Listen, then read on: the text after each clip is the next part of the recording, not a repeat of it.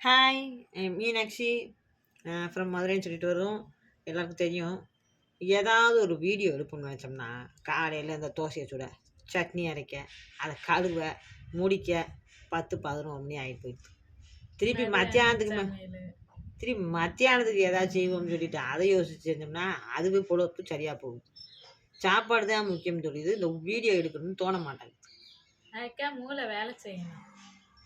மூளை எல்லாமே இந்த சோறு தண்ணி பருப்புண்டே போய்கிட்டே இருக்கு. இப்படியே போய்கிட்டு இருந்தா என்னைக்கு வீடியோ எடுக்கிறது, என்னைக்கு போடுறது? பொம்பளைங்க குடும்பனாலே அப்படிதானே, சோறாக்கியது. ஆனா மற்றவங்களாம் ஒரு சும்மா இத்தினூன்னு வெத்தலையை வச்சு கூட ஒரு வீடியோ போட்டு போடுறாங்க. நமக்கு ஒன்றும் புரிய மாட்டேங்குது, தொலைஞ்சு. நம்ம அந்த மாதிரி ஏதாவது யோசிச்சு தான் செய்யணும் இனிமே. நீ யோசிக்கிறதுக்குள்ள விடிஞ்சிடும். நான் அந்த காப்பியை குடிச்சிட்டு வந்துடுறேன். ஐயோ, போட்ட காப்பி ஆறி போயிடும். டிப்பனை முடிஞ்சு இந்த காப்பி, அடுத்தது சோறு, இப்படியே போகுது நம்ம பொழப்போம். இந்தா நீ இந்த காப்பியை குடி. பார்க்கலத காப்பி என்னான்னு குடிச்சிட்டு அடுத்த வேலையை அப்புறம் யோசிப்போம். என்ன சொல்லுங்க, ஒரு டிப்பனை சாப்பிட்டுட்டு ஒரு 11 மணிக்கு ஒரு காப்பியை குடிக்கிறது லைஃப்பில் கிடைக்காது.